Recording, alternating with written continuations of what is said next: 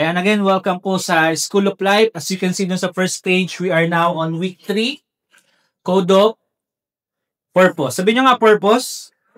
Ayan, purpose. Yun po yung pag-uusapan natin for tonight. Last week, si Coach Carlin po shared with us yung topic po natin for week 2, which is Code of Value. If you remember, natutunan po natin last week na yung value pala natin, yung worth natin as a person ay hindi nakadepende saan sa career mo, sa accomplishments mo, even sa salary mo, 'di ba? Yun yung parang pinaka-point ng topic, no? Na yes, importante itong mga bagay na to, importante yung career natin, importante na nag-excel tayo, importante na talagang alam mo yun, we are getting promoted sa ating trabaho. Pero, though these things are important, hindi yun yung basihan o hindi yun sukatan ng totoong value mo as a person. Tama ba? If you remember, sabi ni Coach Carlin, no, ang true value daw natin, ang true worth natin, depends on whether you're living out your purpose in life. Do you agree with that?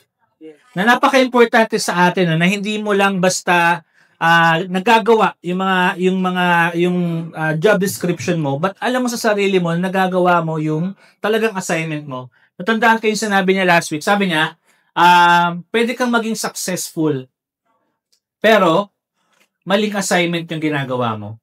Diba? So kaya nga pag-uusapan natin ngayon, we will go deeper dun sa idea ng purpose. So let me give you a quick preview muna ng mga pag-uusapan natin tonight. First, pag-uusapan natin ano nga ba talaga yung ibig sabihin ng purpose, no? And ano yung dalawang types of purpose na meron tayo, okay?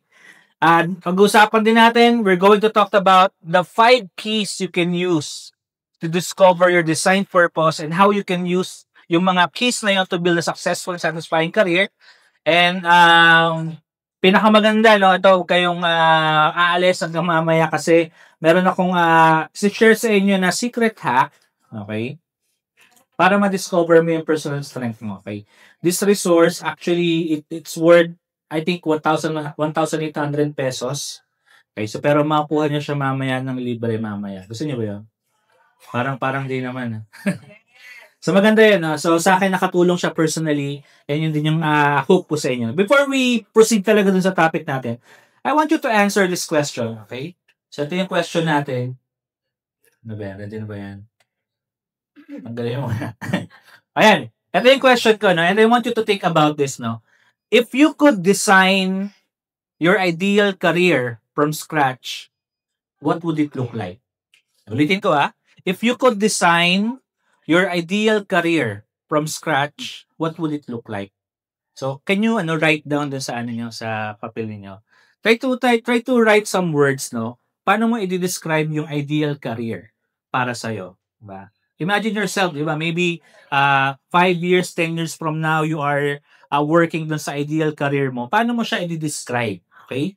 What kind of work yung ginagawa mo sa araw-araw? Can you write down them? Kung sa ideal career mo, ano yung trabaho na ginagawa mo sa araw-araw, di ba? Yung ginagawa mo ba today sa trabaho mo ngayon, yun pa rin ba yung ginagawa mo sa ideal career mo? Ano pa? Can you describe how do you feel dun sa when you're in your ideal career? How do you feel while you're working? Describe your emotions, 'di ba? Ano yung nararamdaman mo pag nandoon ka na sa ideal career mo? Masaya ka ba? Are you satisfied? Are you excited? Are you motivated to go to office every day? Are you, alam mo yun, parang are you always energetic na gawin yung mga ginagawa mo? Ano yung mga skills or talents na ginagamit mo every day sa ideal career mo? Okay? Anong impact ng ideal career mo sa ibang tao? If you will look 5 years, 10 years from now, you are working sa ideal career mo, ano yung impact na nagagawa ng trabaho mo sa ibang tao? And ito magandang question. In your ideal career, how do you feel kapag malapit na yung Monday? Yeah, pag maybe sa career mo ngayon or sa trabaho mo ngayon, pag malapit na yung Monday, medyo na-stress ka na agad, di ba? Parang pwede bang pahabain pa yung weekend. Pero sa ideal career mo, ano yung nararamdaman mo kapag malapit na yung Monday? Okay. I'll give you a few seconds to write down your answers. Just to give you a glimpse. Ikaw mismo sa sarili mo, ano ba yung situation ko? Ano ba yung scenario ng buhay ko kapag nasa ideal career ako? Okay. So, ayan. Write down tayo dyan. Then mamaya meron akong follow-up question. Pero before we go to that follow-up question, can I ask a few of us, no? Can you share ano yung ideal career na nasulat niyo dyan? Sino ba? Hana. Ayan. Hana, ikaw. Can you share, how would you describe your ideal career? Guys, palakpakan naman natin si Hana. Ayan. Share siya. Hana. Ideal career is successful contractor in Gusto. Pero hindi lover lang ngayon. So, hindi si Diskaya. So, successful doon daw siya na contractor at full time. Naman tayo sa God, kaya magsitingin talaga ng mga tao. Si Mika, ayan. How would you describe your ideal career? Still siguro, let's say, private. Kasi goal ng life sa nature and peaceful. Peaceful. Ayan, palakpakan naman natin guys si Mika. So, ang ganda ng sa kanya, no, na clear na gusto niya sa nature, ganyan, peaceful. Dito naman tayo sa harap, si Mels. Ayan, si Mels. How would you describe your ideal career, Mels? Ayan guys, palakpakan natin si Mels. My ideal career would be before doctor. So imagining if I'm that nandun na sa situation is really satisfying kasi of course you will save lives. And 5 to 10 years siguro more on eye-opener, not just for the people around me but also for myself. Mas madami akong marirealize in life, especially na hirap lang talaga yan. And short lang yung life. And pagka Monday, siguro ang mapapil ko doon is normal day, but hindi ko siya iisipin na ay Monday na naman. Monday sickness, yung mga gano'n. So that's all. Ayan. Salamat, Mels. Ayan, no? Ganda ng sagot niya, no? Talagang napaka-vivid, diba? Napaka-clear ng kanyang picture, no? Ng kanyang ideal career. So, can you look down again sa sinulat ninyo dyan sa ideal career ninyo, no? And ito yung follow-up question ko. Looking dun sa description nyo, the way you describe your ideal career, would you say that you're already living that career today? Diba? Yan sa mga sinulat nyo dyan sa ideal career ninyo, can you say na ginagawa ko na siya ngayon? Sino yung magsasabi ng yes? Can you raise up your hand? Yes. Ayan. Sige, okay, mahiya. Be proud na nandun ka na sa ideal career mo. Ayan, ayan. Sino yung magsasabi naman na no? Na hindi pa ganun, papunta pa lang siguro. Ayan. Can you share naman, no? Bakit hindi pa ganun yung sa ideal career mo? Ito, ano name mo? Maria. Yeah. Why, bakit hindi pa? Kasi po yung ideal career ko po kasi talaga is business po talaga. Business. Yes po. Then although naman po, related din naman po siya sa business kasi finance or accounting naman po ako sa company. Parang mas gusto ko pong yung ginagawa ko is pang sarili ko po. So, sarili mong endeavor talaga yung ginagawa. Okay. Thank you, Maria. Sino pa? Si Jessa. Ayan, nagtatingin na kami ni Jessa. Sa'yo. Ako po, yes. Right now po kasi natuturo po ako ng which is applicable naman po sa IT. Ano yung tinuturuan mo? Ngayon po, coming po ako.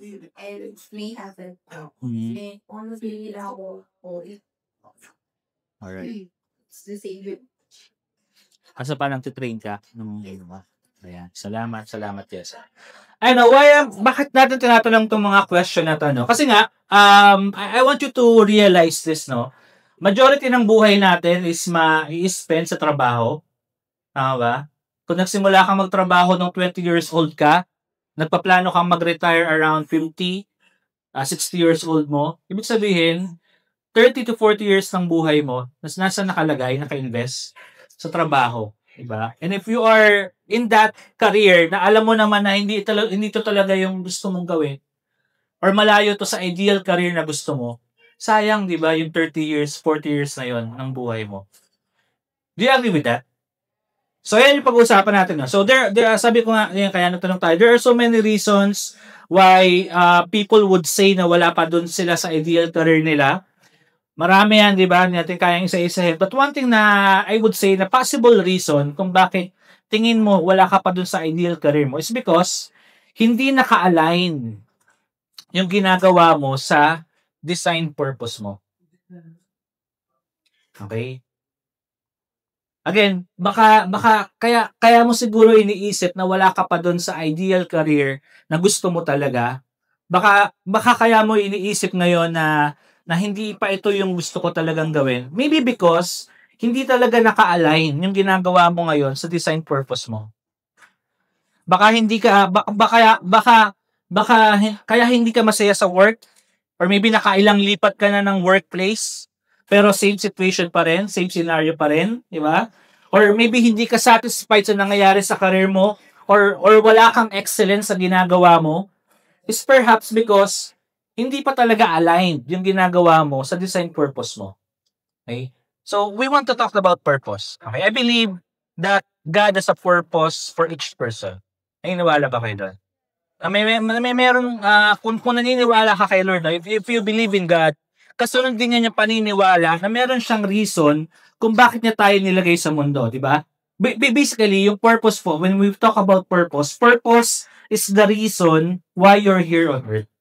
Okay, when we say purpose, ito yung reason kung bakit ka nandito sa mundo. Sulat nyo dyan sa handouts niyo, no?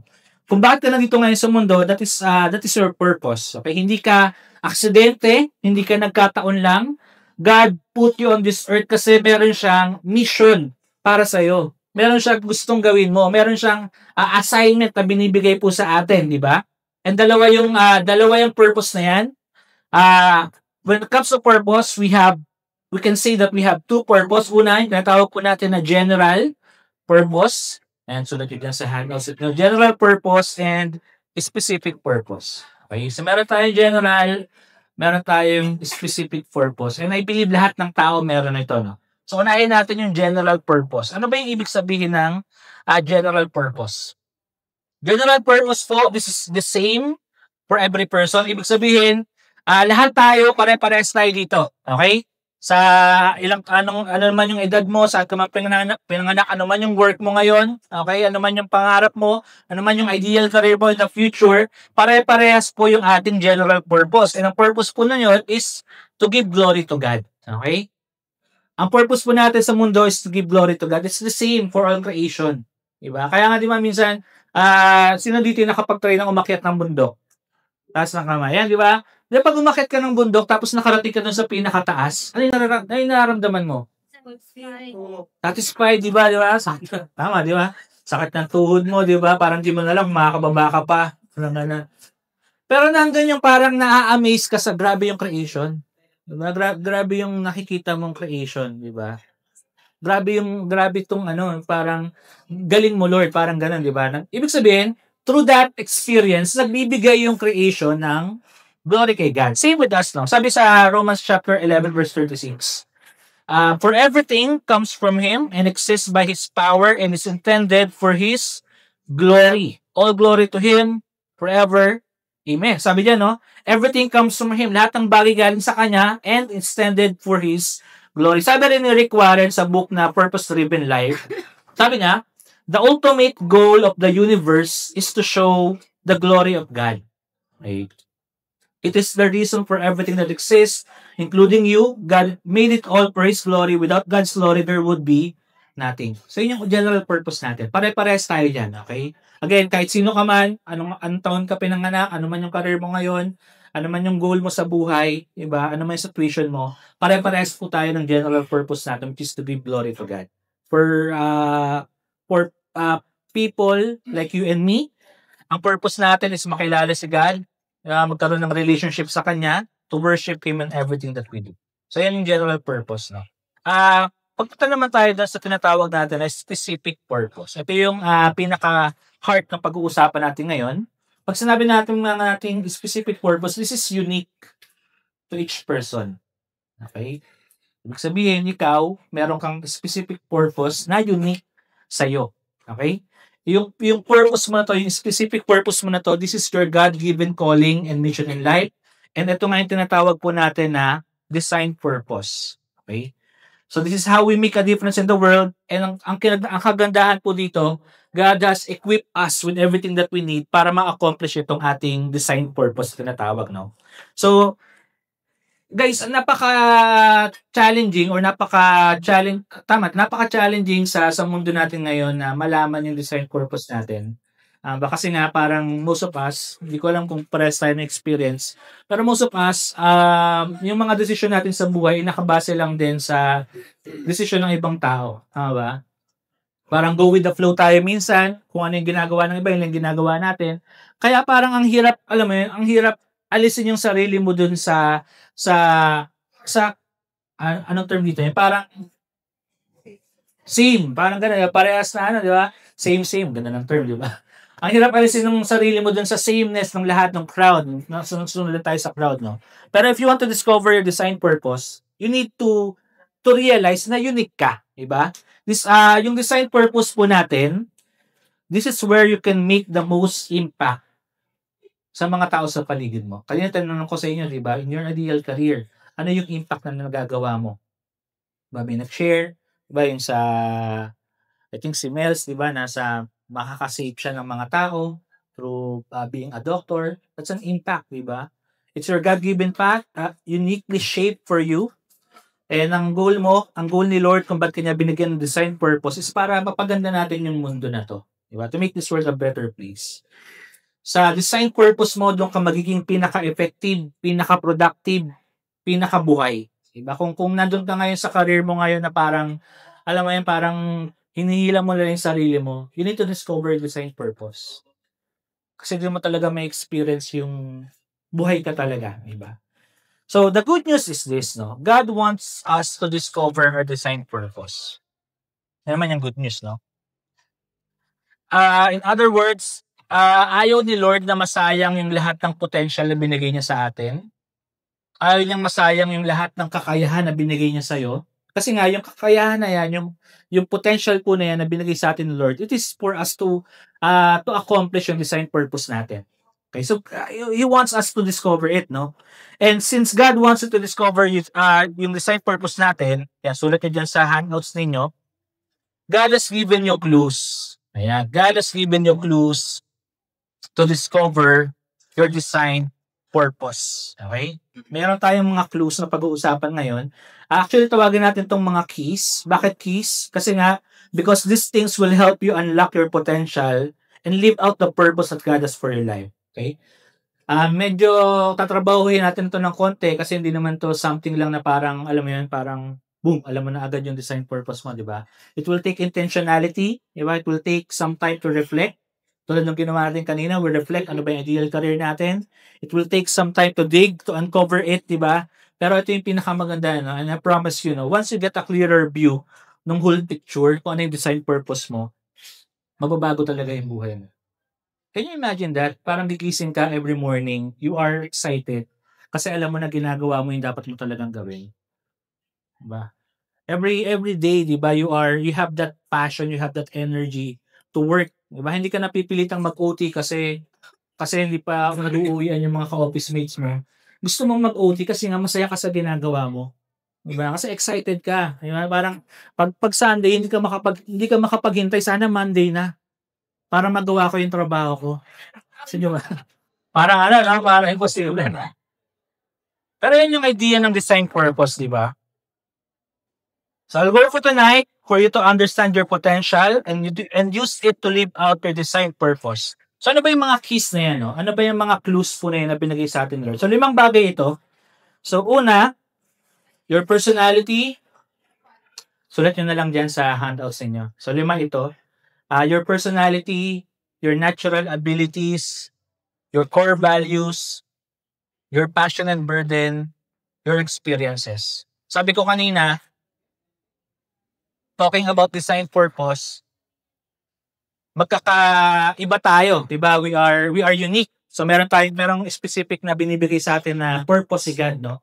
Kung titignan mo tong limang listahan na to, makikita mo agad, oo nga no, magkakaiba tayo ng personality, tama ba? Magkakaiba tayo ng abilities, magkakaiba yung ating values sa buhay, yung passion natin, 'di ba? Yung mga bagay na interesado tayo, magkakaiba din 'yan. Magkakaiba yung ating experiences. Bakit iba-iba? Kasi nga lahat ng limang bagay na to, ito yung clues or keys na binibigay sa ni Lord for you to discover the design purpose. Nakukuha po ba? Nasusundan ba yung pinag-uusapan natin? Sa ba? Nakukuha ba yung pinag-uusapan natin? Alright. So when you discover these keys, you're able to unlock your potential. Doon mo ma-experience yung excellence sa trabaho mo. Why? Kasi alam mo, you are operating doon sa path na talagang para sa'yo. Diba? Mahirap mag-excel sa isang bagay na hindi ka naman talaga para dyan. Tama ba? Mahirap pilitin lagi yung sarili, na i-motivate lagi yung sarili, kung alam mo naman na hindi talaga dapat yan yung ginagawa mo.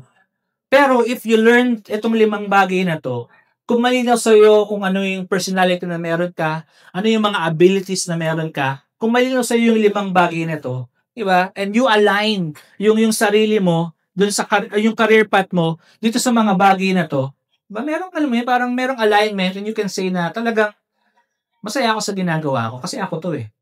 Ito talaga dapat yung ginagawa ko. Okay? So, dyan mo may experience talaga yung excellence, yung satisfaction, yung success, hindi lang in terms of your career, but success in such a meaningful way na alam mo na meron kang satisfaction kasi nga alam mo na ginagawa mo yung gusto na gawin mo. Alam mo na ginagawa mo talaga yung purpose mo. So, gusto nyo ba yun? Parang hindi naman. Gusto nyo ba yun?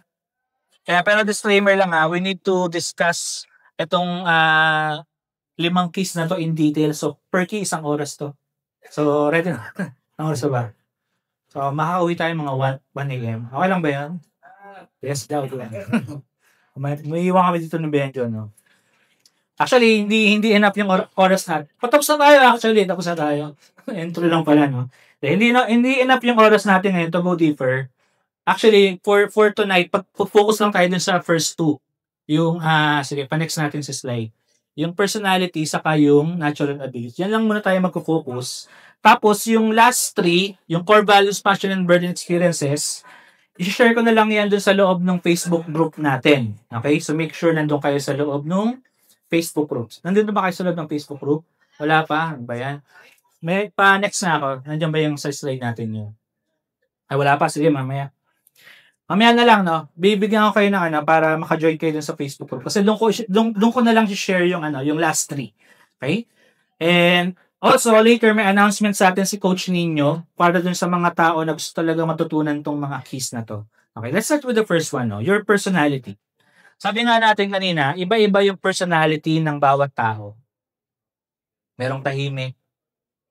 Diba? Merong maingay. Turo niya yung maingay. Merong mapag-isip, di ba? Merong mga tao na gusto lagi mag-isa. Pero merong mga tao din naman na gusto lagi may kausap. Diba? One of the biggest frustrations na pwedeng mangyari sa'yo is kapag hindi align yung career mo sa personality mo. Sa reality, no? Kunyari, sino dito yung nung bata siya, nung size, madalas siya nalilista sa noisy. Taas yung kamay. Ayun, mga nasa dulo, di ba? Bakit? Tanongin natin si Christine. Bakit ka nalilista lagi sa noisy? Bakit ko? Bakit ako? Nalilista? Wala lang. Gusto ko sila yung kausap. So, ayun. Napag-yung ko naman daw bubrahin. Ayan, di ba? Kanyari, sa example ni Christine, di ba? Gusto niya lagi may kausap. Sino dito yung gusto niya lagi may kausap siya? Kasi yung kamay. Si Christine lang, di ba? Kasi siya yung nalilista sa noisy. May mga ganong tao, di ba? Gusto nila lagi may kausap sila. They want to talk. They want to have conversations with others. Pero, what if ganyan yung personality mo? Gusto mo lagi may kausap ka. Pero, ang trabaho mo, nasa sulok ka lang lagi. Diba? Nakaharap ka lang lagi sa computer mo. Wala kang kausap na ibang tao. Masaya ba yun? Hindi, di ba nakakabaliw yun, di ba? Para sa mga tao gusto laging may conversation sa iba, di ba? That's what we're saying, di ba? But the opposite is also true, di ba? What if, sino dito yung mga introvert? Taas yung kamay. Yung iba, walang iba hindi talaga nagtataas ang kamay. Kahit yung mga introvert, taas yung kamay, be proud. Yan, mga introvert, di ba? Ako introvert ako. Di ba kanina, si ano, di ba, sabi niya, lahat daw, gawin daw natin yung mission, makipag-usap tayo, yung mga introvert tayo, di ba? Nakaupo lang, di ba? What if introvert ka and you prefer na gusto mo lagi mag-isa ka lang, wala kang kausap? Di ba pag sa mga introvert, sobrang effort sa atin yung kumausap ng ibang tao, yung mag-approach, di ba? Pero what if ang trabaho mo, kailangan mo mag-approach a stranger? Di ba? Kailangan mo lagi, ikaw yung mag-i-start ng conversation. Ikaw yung kailangan lagi may kinakausap ka. Di ba? Sa mga introvert, will you be happy with that kind of job? Hindi, di ba? Maybe sa simula, gagawin mo, di ba? Pero eventually, mapapagod ka kasi hindi naman talaga yung personality mo. Hindi sakto. Di ba? Hindi ka mag-excel. Again, wala nga po kasing alignment, no? And take note, both sa situation na yun, kahit na gusto mo lagi may kausap or introvert ka, it can be stressful and it's not because hindi ka capable. Okay, linawin lang, hindi dahil hindi ka capable, it's just because hindi align sa personality mo yung ginagawa mo. Ba? Maybe kaya ka nag-struggle ngayon sa trabaho, sa ginagawa mo, kasi hindi naman talaga yan yung personality mo. Yung point natin. So the first key na kailangan natin magawin para ma-discover design purpose is your personality. Ano nga ba talaga yung personality, no? Personality is the way a person consistently thinks, feels, and behaves. Take note, pakisulat yung word na consistently, as bilugan nyo, lagyan nyo yung star. Diba? Ibig sabihin, no, pag sinabing consistently, hindi mo to pinag-iisipan. Diba? Hindi mo kailangan pilitin yung sarili mo na gawin yung bagay na to. Automatic to sa'yo. Diba? Ito yung default way of thinking and feeling and behaving mo. Kasi nga, personality mo yan.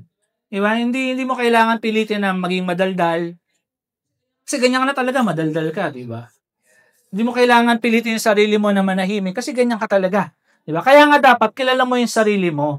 Dapat alam mo yung way mo mag-isip, yung way mo mag-behave. Dapat clear sa atin yung thought process natin. So, paano ba natin malalaman yung personality natin, diba? Merong mga tinatawag na assessments. So, isa dyan yung pinakasikat is yung Myers-Briggs Personality Test. If you can scan itong QR code natin ngayon, para lang makita niyo yung exam. Nandiyan din sa niyo sa handouts niyo, no. You can scan yung QR code natin diyan and it will lead you dun sa website ng 16personalities.com. So, mamaya siguro pag uwi nyo or maybe tomorrow morning kapag medyo fresh yung utak nyo, di ba? I-take nyo yung exam para mas maging clear kung ano yung personality na meron kayo. Okay? Okay ba tayo dyan?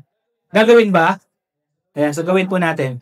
So basically, sa assessment na ito, para bigyan ko na lang kayo ng overview kasi hindi natin siya magagawa ngayon konti yung oras natin. Pero basically, sa assessment na ito, meron kang magkakaroon ka ng parang code sa 4 na bagay. No? Unang aalamin dyan is how do you get energized? Ba? Paano ka ba nagkakaroon ng energy? Ikaw ba yung tao na nagkakaroon ka ng energy kapag marami kang kasama? Or ikaw yung tao na nakakabawi ka ng energy kapag ikaw na lang mag-isa? Diba? Do you get energized when you're around people and you're doing activities?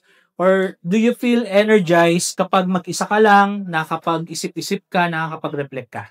So, yun yung unang parang aalamin natin dyan. Pangalawa, sa Myers-Briggs, malalaman mo how you see the world. Paano ba tignan yung mundo? Naka-base ka ba lagi sa facts? Or nagpo-focus ka more dun sa abstract ideas? Anong facts, di ba? Parang pag nagpo-process ka ng information, ang tinitignan mo lagi yung facts, details, ano yung nasa harapan mo ngayon. Pero yung isang side naman, baka ikaw yung tao na nagpo-focus ka more on ideas, patterns, possibilities. Yung kahit hindi mo pa nakikita, no, visualize mo na. Paano ka mag-process ng information? Pangatlo, how you make choices. More logical ka ba? Or more on feelings yung ginagamit mo? So, dyan nyo rin malalaman yan sa assessment, no? So, when you're making decisions, di ba? Kapag magde-decide ka, do you base yung decision mo using logic? Or ano yung mas fair? Or pinaprioritize mo ba yung mararamdaman ng ibang tao? Or yung emotions mo? Ayan. And then lastly, how you live your life. Ikaw ba yung tao na mas gusto mo yung planado, may structure yung mga bagay-bagay? Or ikaw yung parang mas gusto mong flexible ka? Diba? Or may mas freedom, you're keeping options open. No? Ngayon, take note yung makukuha nyo pong resulta dito sa ano na to, bawat category kasi niyan, may letters yan, no? So mamaya, share ko sa inyo yung sa akin. Pero yung result po ng assessment na yan, it will show your natural preferences. Okay? So ibig sabihin, ang sinasabi ko, wala ditong ano yung mas maganda. Okay? Ang gusto lang natin malaman, ano yung natural sa'yo, ano yung default setting ng utak mo. Diba? Pwedeng meron kang elements nung 8 na to, pero meron kang parang natural favorite na ginagawa mo. Di ba parang sa pagsusulat? Di ba parang it's either right-handed ka or left-handed. Sa mga right-handed, kaya ba natin magsulat sa kaliwa? Yes, di ba? Kaya naman natin. Yun nga lang, it doesn't feel natural. Di ba? Parang effort siya sa atin. Tapos, pangit pa yung sulat natin kapag sa kaliwa. Same din sa mga left-handed. So, parang ganun, no? Parang meron ka lang something na preferred. Parang ganun. Ano yung natural sa'yo when it comes sa way mo mag-isip at mag-behave? For example, sa akin, nag-take ako na exam na to, assessment na to, lumabas sa akin is, next natin. Ayan, ISTJ. So, introverted, observant thinking, actually sensing, thinking, and judging. Sa akin, sa personality ko, sobra akong mahilig ako sa detail saka structure. Kaya nahihirapan akong i-process yung usapan kapag ang gulo. Parang ganun, di ba? Parang walang direction yung pinag-uusapan, ganyan, or walang structure na sinusundan. Nahihirapan akong siya. Kaya minsan may mga nakausap akong tao, parang patalon-talon sila ng topic, hindi ko masundan yung nila kasi nga ang gulo, parang ganun. So mas gusto ko talaga naka-structure. Kapag may mali sa detalye, kunyari sinabi natin ito yung rules, 1, 2, 3, 4, 5, ito yung gagawin natin. Kapag merong nagbaliktad ng rules, nakikita ko agad. Ganun yung way of thinking ko. Tapos nakikita ko, parang mali itong ginagawa natin kasi dapat 1, 2, 3, 4, 5. Ba't nagsisimula yung isa sa 4? Ba't yung isa sa 3? Ganun yung sa akin. No? Nakikita ko agad yung detalye kapag may hindi sumusunod. Gusto ko rin yung nagpa-plan ahead. Diba? Ayoko nang binibigla ako. Kaya yung wife ko minsan, inaaya ako biglaan. Ayoko talaga. Pag ganun, hindi ako sumasama. Kasi nga, hindi ko siya kaya na parang na-stress ako pag biglaan. Gusto ko lagi nakaplano. And based sa personality ko, pag nag-take kasi kayo na exam na to, maglalabas din yung parang mga suited na career paths para sa inyo. So, nung sa akin, ang lumabas, ang suited na career daw sa akin, accountant, auditor, police, quality assurance, no? Ibig sabihin, doon ako sa mga task na yun kasi nga, structured siya. Kunyari sa accounting, meron ka lang mga susundan doon na rules, yun na yun. Basta sundan mo, okay ka. Diba? Sa police, diba? Ang police, ewan ko, mahirap pag may police ba dito? Huwag tayo mag-comment muna. Sa QA, diba? Sa quality analyst, diba? Meron ka lang mga susundan na standard. Ito yung dapat yung gagawin, ito yung ginagawa. Pag hindi ginagawa, alam mo agad na hindi pasok sa quality. So, ganun ako mag-isip, no? Mas effective ako kapag merong structure. Pero kapag spontaneous na yung mga bagay-bagay, hindi ko na siya masundan. Nahirapan na ako doon. Parang gano'n. Yun yung sa personality ko. Diba? Sa wife ko naman, baliktad kami actually. Siya naman, extroverted siya, ganyan. Intuitive, ENFP naman siya. So, siya naman gusto niya na kumakausap ng tao. Ako ayoko nakipag-usap sa tao. Diba? Siya mas flexible siya. Mas gusto niya kilos agad. Sino dito yung parang hindi makakilos kapag walang plano? Yung dapat alam ko muna yung yan, ganyan, di ba? siya kahit walang plano nakakakilos. Parang ganun. Again, wala po ditong wala ditong much better. Kung ano lang talaga yung natural preference natin. Okay? So, again, kaya sakto din. Kaya nga sa kanya, sakto yung career path, entrepreneurship, kasi more talagang yun, parang creative, parang ganyan. No? So, the point na we are trying to make here, napakalaking clue po ng personality mo kung ano yung bagay na career para sa'yo. Okay? Kung ano yung design purpose mo. Sabi nga natin kanina, diba, hindi aksidente na ganyan yung personality mo. Hindi aksidente na introverted ka, na extrovert ka. Hindi aksidente na mahilig ka sa logic, mahilig ka sa reason. Hindi po yan aksidente, no? Ganyan yung pagkaka-create sa'yo ni Lord kasi diyan ka talaga maging effective. Okay po ba? So, I encourage you, take niyo yung assessment na yan and you will get an idea ano yung personality mo, ano yung bagay talaga na career sa'yo. Next is your natural abilities naman. Ito maganda rin to, no? So, lahat tayo, iba-iba yung ating abilities. Tama ba?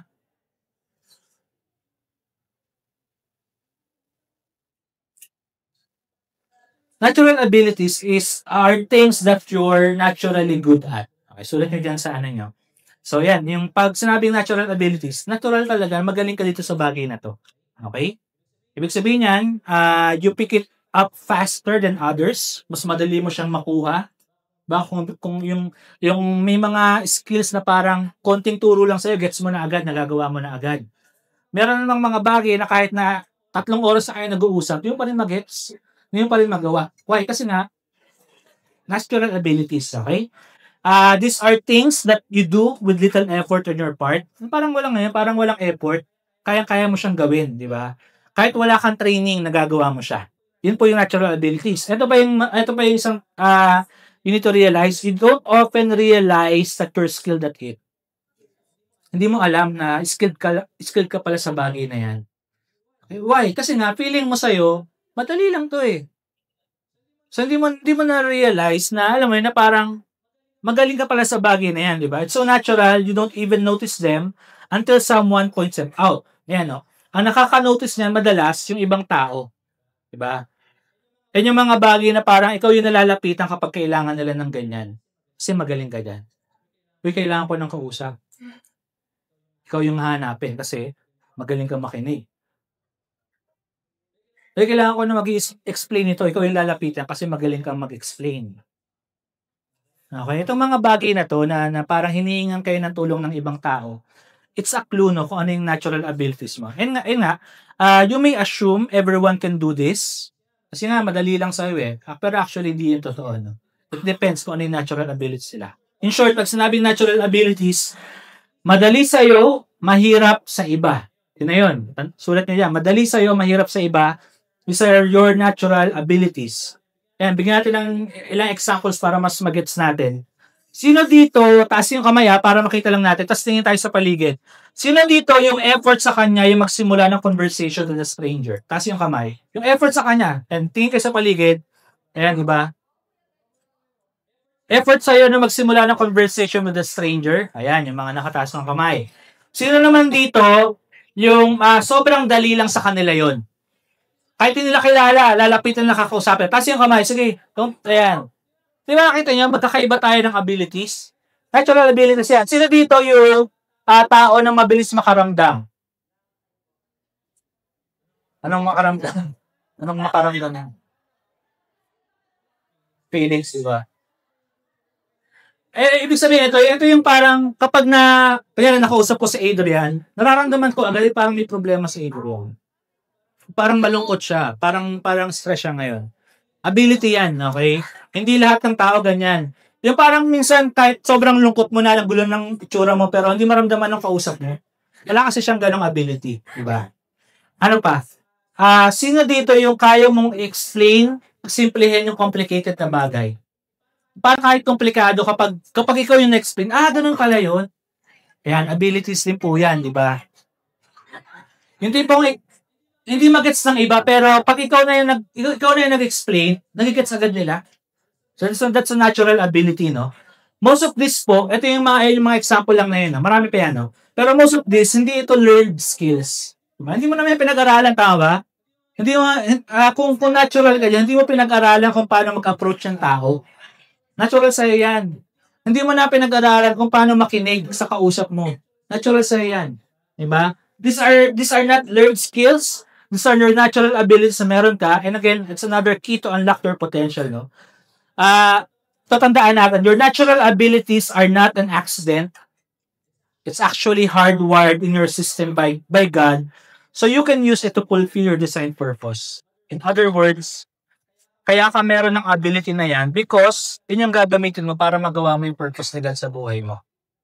Kunyari, ito, pakita natin yung picture. Kunyari, ito, iPhone, 17, di ba? Ano yung mga features na meron to? Picture, makapag-internet, makatawag, video call, music. Ngayon, no, if you will think about it, no, yung mga features na yan, or you can say mga abilities niya, kaya siya nilagay sa iPhone 17 para magawa niya yung kanyang function according to its design purpose. Imagine mo, meron kang phone. Hindi ka makatawag. Diba si Ryan papagawa mo? Kasi nga, hindi na nagagawa yung purpose niya. Diba? Same with us, no? Kung ano man yung purpose mo sa buhay, binigyan ka ni Lord ng abilities para magawa mo yan. Another example ito. Running shoes versus stiletto, di ba? Pwede ka ba tumakbo gamit to? Pwede naman, di ba? Pero masakit sa paa. Kasi nga, hindi yan yung purpose niya. Hindi siya naka-design para doon. Wala siyang ability na magamit para pantakbo. Nagigets yung point natin dito. Kung ano man yung natural abilities na meron ka, naka-align kasi yan para magawa mo yung purpose mo. The problem is when your career is not aligned with your natural abilities, magi-struggle po tayo. Kapag nandun ka sa career na wala ka namang natural abilities sa bagay na yan, magi-struggle ka. Minsan nagugulat ka, bakit itong ka-office mate ko sobrang galing niya? Well, maybe because talagang nandyan yung kanyang natural abilities. Diba? Or maybe tamad ka lang talaga, diba? Hindi ka nag-work. Kunyari, diba? Example natin. No? Kunyari, you are good at dealing with people. Magaling kang makipag-usap, magaling kang parang engage in conversation with people. Pero yun nga, naka-stuck ka sa desk job. Diba?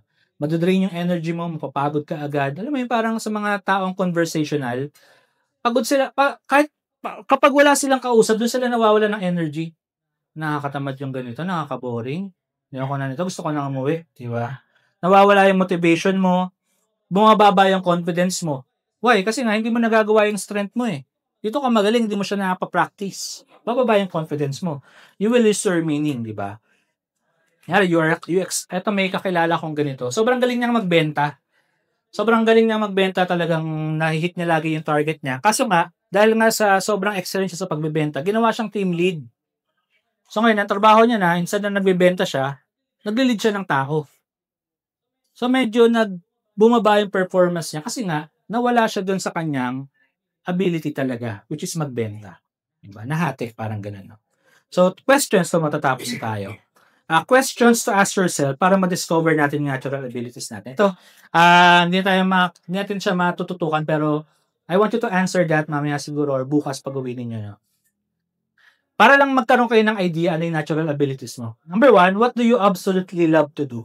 Ano yung bagay na sobrang masaya ka kapag ginagawa mo? Sobrang happy ka kapag ginagawa mo siya. Hindi ka nawawalan ng energy kapag yun yung ginagawa mo. Maybe it's leading, teaching, talking, ano pa ba? Diba? Eating, grabe naman. Mga ability yan. Listening to other people, di ba? Makipagtismisan, that's an ability din. So, ano yung bagay na parang sobrang masaya ka kapag ginagawa mo? Sa akin, sa mga talagang sobrang nai-enjoy ko, is yung ganito, yung nagtuturo ako. Kaya nga, parang nagkaroon ako ng part sa career ko, nag-teacher ako kasi nga, it's something na talagang nai-enjoy akong gawin. Parang gano'n. Kahit introvert ako, ayoko na pag-usap sa tao. Pero kapag nagtuturo ako, happy ako doon. Parang ganyan. You can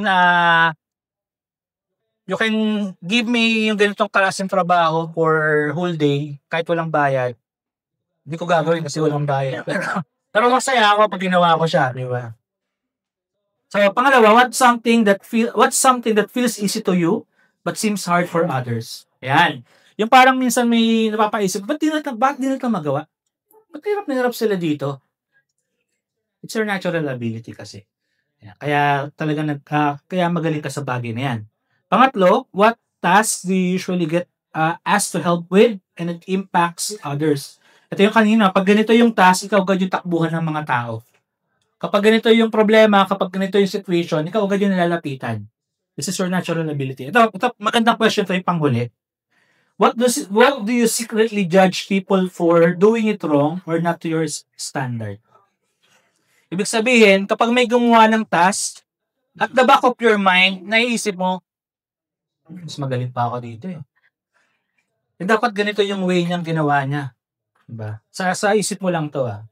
Pero kaya mo nagagawa yun kasi nga nakikita mo yung mga nuances nung task na yun. Kaya ka nakakapag-judge na ganito dapat yung ginawa niya. Kasi nga, meron kang meron kang gift dyan, meron kang natural ability sa bagay na yan. Okay? Kaya ako minsan, pag may kausap din ako, naiinis ako minsan kasi nga parang hindi niya magawang sabihin yung gusto niya in a straight manner. Handa pang paikot-ikot, parang ganon. Ano yung point? Yung lagi yung ano ba yung point ng pag-uusapan natin? So, it's a natural ability. So, yung dalawang keys na yan, your personality and natural abilities are given to you again. Binigay sa atin to ni Lord as clues.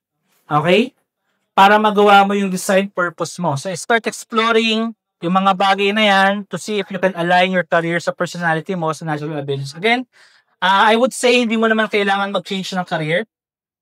Maybe kailangan mo lang gawin yung more of those things. Kasi diyan ka talaga mag-excel.